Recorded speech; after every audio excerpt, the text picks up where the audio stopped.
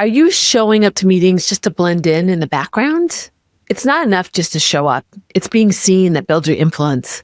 Today, we're going to unpack this, and I'm going to give you some things I want you to consider so that you can show up and be seen. Welcome to How to Get What You Want. This podcast is for driven women ready to claim their goals and navigate their careers with clarity and confidence. Join me as we explore real stories, tools, and strategies to help you steer your career exactly where you want to go. Let's get started on helping you get what you want. Welcome. I'm Susie. I'm so happy that you made the choice to join me today. I'm going to talk about a topic that it's really actually close to my heart. It is about not just showing up. Are you showing up? And you think, yes, Susie, of course, if I'm going to a meeting, I'm showing up. I'm reliable. I'm there on time. If I'm invited, I tell them I'm going to come or not. If I go to an employee town hall, I'm there. But being seen is different than just showing up. The myth that I really want to bust today is that our hard work talks for itself. Always showing up is enough. People will think about us. They'll ask us, they'll pull us in. But building influence isn't just about showing up, it's about being seen, helping people to understand the context of who you are. Just sitting there and yes, of course, you're in attendance, maybe you're participating. Are you asking great questions? Are you moving through the meeting and helping people understand your context to the situation? It really felt so visceral to me. A few months ago, I was going to do some work with a Director Plus group, about 60 employees. And I commonly meet with the executive beforehand just to really talk about what's going on and get some sense of what are the themes that are going on. And just out of the blue. And he said, Susie, can you do one thing for me? Can you help everyone understand that I need them not to just show up, but to be seen? He said, I try to tell them this. I've told them over and over again, but they don't seem to understand. And he said, because it's not just of benefit to that individual to be seen, to be known. There's a lot of benefits to that. But he said that it not only helps that individual, not only that individual and their team, but it also elevates his whole organization. Because then people understand the value of the players. He wants them to understand that he has some great minds on his team. And he wants others to understand that. He was hearing from the conversations he was having with his colleagues that they don't illustrate enough for those team members in the teams of his colleagues. They don't talk enough about his team to understand that he has a wealth of talent and value in his organization. So he was feeling it at the highest level. But it's important as individuals that we think about this practice. And as an extrovert, and I was a sales leader. So being seen is just what you do. You lead the conversation. You really challenge the assumptions. It's just a part of what you do. So some of this really came naturally to me. But having said that, I would often notice that there were times where I wouldn't speak up. I would just be that path of least resistance. I would just assume that my hard work would be noticed and that I'd be picked out. And I learned from my peer Dan that I talk about a lot, that he always asked for a lot. And I realized that if you don't ask, you don't get. And I'll never forget when I left my corporate job, my boss's boss, actually, I went by his office to say goodbye and I ended up being there for 2 hours after they were very upset that I was leaving. But one thing he said to me, he said, the only thing that I really am disappointed with you about was that there were so many meetings that you were in and I knew you had really good ideas, but you wouldn't speak up. And people don't just call on you. There's not the opportunity always. And in my head, when he said that to me, I've thought about that comment for a long time. when he said that to me, I was thinking, you know what? All those people around that table just talked so much, I could hardly get a word in edgewise. And that could be true, meaning that I didn't want to be rude. It feels rude stepping on somebody or changing the topic. And so I didn't feel comfortable with that, but he was right. And I thought about that comment for a long time. Listen, I worked for that organization for 10 years. I worked under him almost that whole time. So it's funny to me that he waited until I was leaving that he gave me that feedback. I wish he would have told me that before, but it was a really interesting way of illustrating not to show up. He knew and saw more in me, and I didn't choose to be seen. Harvard actually has shown that employees who are actively engaged and demonstrate their presence in meetings are more likely to be promoted and recognized. It may feel self-serving. It may feel like it's just you doing it, but it makes it easy for the people to understand what you do.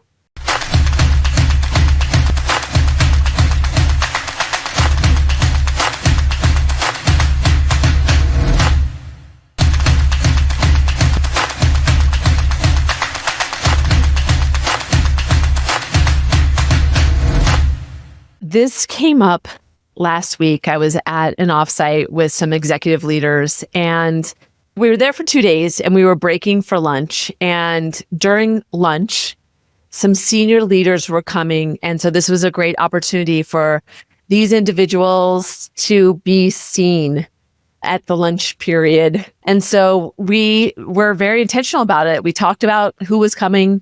We even talked about what are some of the themes that they'd want to talk about. And so those senior leaders came, and it was an interesting perspective because so often you don't have time to think about a situation. You don't have a situation where there's a room full of people, you know the senior leaders are going to come, you're strategizing together, thinking about what should we bring up, who should bring it up, what are the context, how much should we talk about it? And those leaders were coming to hear what these executives in the field, let's just say, needed them to hear. And they knew that's why they were making this connection. They were coming because they were all in from out of town. It was interesting to be an observer of this. Even some of those senior leaders, when they came up to me, I was a little disappointed in how I framed who I was and my part of the executives offsite that we were having. But when we came back in, it was just an interesting dialogue of, who did you talk to? What did you say? Who took most of the time? And this was a great illustration of being seen. They all knew that the homework, or not the homework, but the strategy was to say something. So yes, there were some of them that definitely went for it and were right in front of the people and really told them what they needed them to hear. It was interesting to watch. There was one senior executive that looked a little bit after a whole half hour. You could tell he'd had enough. He was like kind of backing out. You could see that he felt a little bombarded, but he stayed in it. And it was a great opportunity to unload or to evaluate what had happened and who did well and what would you have done differently. And this one woman said the most senior person's name is Bert. He had just come in from international flight. So you could just tell he kind of wasn't all there. And one of the more junior people said, gosh, I should have done more to talk to Bert because I needed him to know. And it brought up this good point of you have to understand your audience too. When you're just being seen, you want to make sure you're being seen in who you want to be, how you want them to remember, what information can you share that would be of value to them that they need to know that they could to make action on. So being seen was very intentional. It's a great example of it that's very intentional, not as passive as being in a meeting, which I'll get to. But it made me think of a few years ago when I worked in a corporate environment. I had gone to headquarters and I had gone into the elevator and gone up a couple floors. The elevator opened up and the CEO of the organization walked in. And we're talking, this is a Fortune, a Fortune 20 company, big company. The chances of me being in an elevator with a CEO was like slim to none, but it happened that day. We went up a couple more floors. In my head, I'm going, you have to say something. You have to say something. The elevator doors opened up and closed again. So that's how much awkward silence had gone on. And I could not think of anything to say. This guy was my boss's boss's boss. So, there wasn't a lot of context that I felt like I could just unload on him, or there wasn't anything I could say in those moments, but I knew I had to say something. So I awkwardly said something like, hey, I'm a runner. I know you're a runner. Next time you're in Denver, we should go for a trail run. And it was like the most awkward thing you could have said. Totally awkward. And he turned around and said, I've been having knee problems lately. I'll have to take a pass for now. And so I told them that. I said, the context of where you are, you always have to be ready for the situation. Had I had a little more bearings, a little bit more, let's just say, history or age, wisdom, I probably would have said, hey, Steve, it's really nice to see you. I know you don't know who I am, but I work in this organization. And I just wanted to let you know that I really appreciate that you always put the customer first. He didn't need to know me. He didn't need to have this unload, information on him, but it would have been applicable to the situation. He may have been curious. Hey, tell me what your name is. Give me a little bit more information. It would have been a much better impression than him leaving and probably calling security. There was a weird woman in the elevator that I don't want to ever see again. So thinking about the situations and where you have to contextually be seen. A client of mine came to me because he's an introvert and he noticed that people were getting tapped on the shoulder for different opportunities. When I started working with him, I realized and helped him realize that he was just showing up to things. He would sit with the group that he knew. He wouldn't really talk to the senior executive. He just didn't feel like that was his place. But then when he evaluated and looked at some of his colleagues and saw what they were doing, the ones that got picked, he just noticed that they had a little bit more they were a little bit more courageous about asking questions in meetings, making comments, stopping by and getting to know on a personal level some of the people that are those decision makers, and even saying, hey, I would love to be a part of the leadership summit. How do I get my name in there? And so just by making a few tweaks so that he didn't just show up, yes, it was uncomfortable sometimes for him. He had to think about what would the question be that I want to ask. He'd have to make the decision to say, when I go to the town hall, when I go to the employee meeting, when I'm in the staff meeting, instead of going into what feels comfortable to me, I'm going to speak up. I'm going to ask this question. I have a really good friend who always is the first one to ask a question at a conference. And I just love that intention. She says she doesn't always know what she's going to ask. She walks up to the microphone and she just goes for it. And she's an introvert. She's an engineer. She's a leader. But that's her way of being seen. Being seen it's not always comfortable, but the more you do it, the more you understand how to show up in these different situations so that you can make a connection. You can help people understand the context of where you're coming from. Don't just blend into the background. How do you pop out? What's your pop of color? How do you show up in a way that's meaningful, that will be memorable?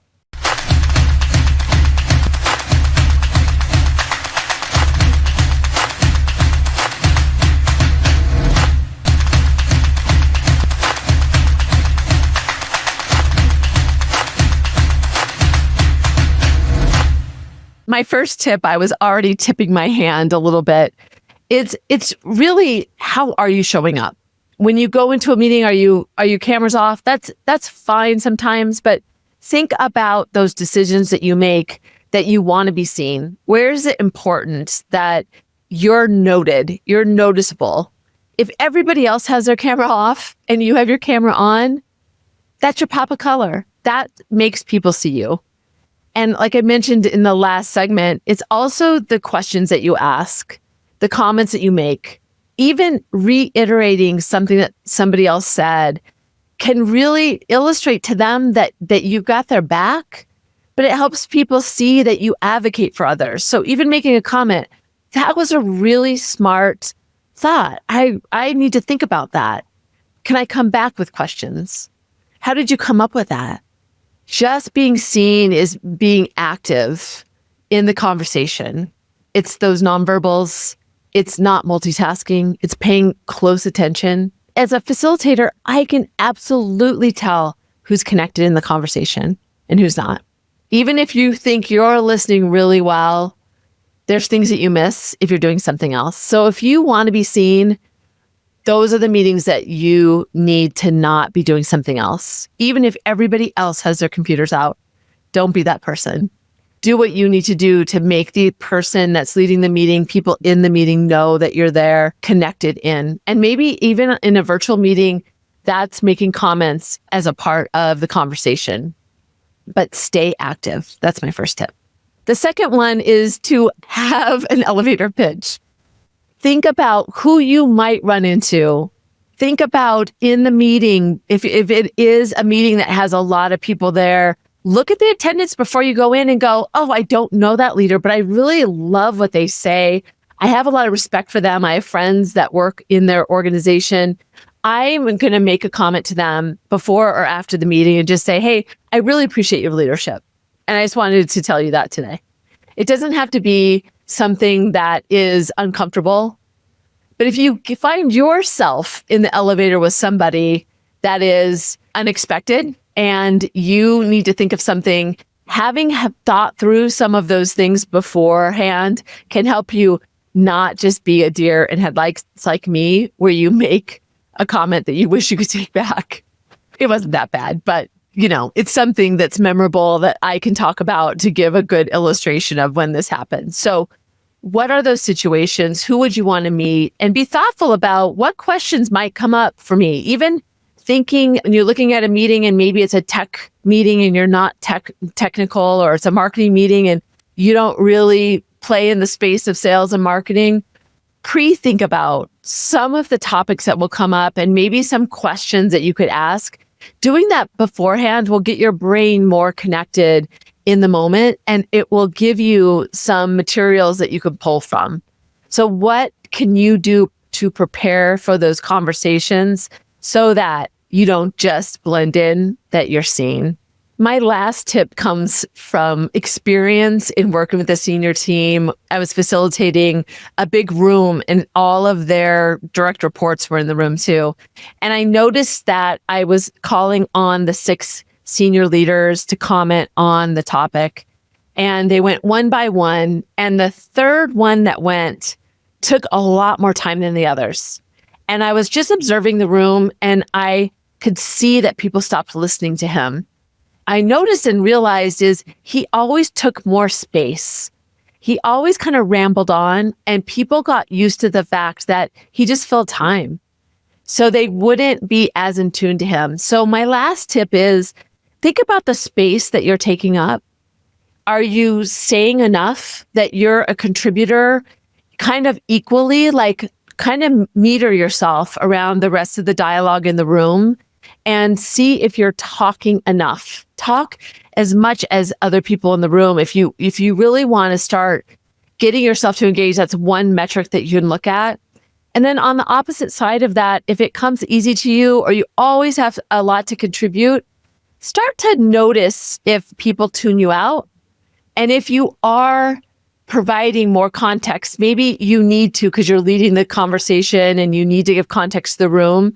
But try to think about the space that you hold, not just physical space that you hold, but the space in time in meetings. Try to think about it being balanced. I'm not saying that that is something you always have to do, but that's one way to start thinking about how can I be seen more? And that might get you a good way to get out of your head and not worry about what you're going to say, but think about contributing equal to everyone else in the room.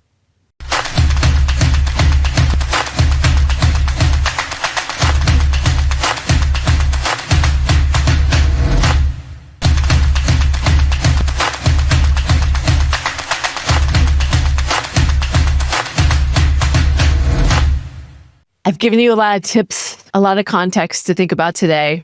You might feel like, oh, there were so many opportunities that you thought about, those moments when you were in a conversation that you could have really maximized the opportunity to say something else.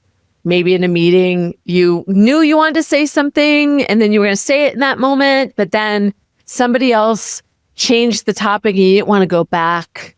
Those moments we can't get them back. But when you think about those in the future, how do you ensure that you're seen? So I want you to think about, how are you showing up in meetings and key moments? Look ahead in your calendar and identify a meeting, engagement, a conversation that is high stakes for you, meaning that there are people in the room that may not know you. They may not have context around you. Maybe you need them to understand what you or your team does. Start there. Help people understand what your team does. Think about the frame that you use when you answer the question or when you add a comment into the conversation. So what key meetings are coming up for you that you can identify that you want to take some time to prepare for, to think about how you're going to show up? Because when you just blend in, you're not providing value. We don't give ourselves enough recognition, or we don't have as much confidence in the value that we bring. We see the value in others, but others see the value.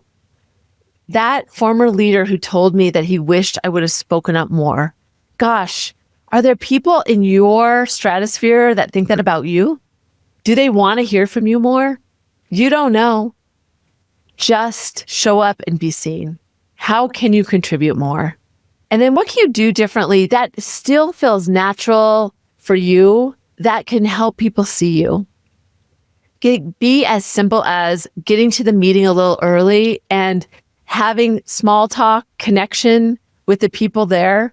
When you jump on, don't jump right into the weather. Say, hey, Melissa, I've always wanted to meet you one-on-one. It's so great to know you. Tell me a little bit about how you got to where you are. That's making a meaningful connection. Being ready to ask a question that even turns the focus from you, but makes the other person pay attention to where that question came from. Don't just blend in, be seen. I'd love to hear from you. I'd love to know your stories.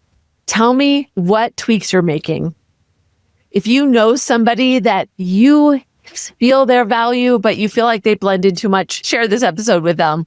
If you do, share that. Tell them, I feel like you have value that you need to celebrate and help people understand. That's all you have to do. And that will give them the voice that they need to have to really find their pop of color. I'd love for you to learn more about the strategies of being seen. You can join my newsletter.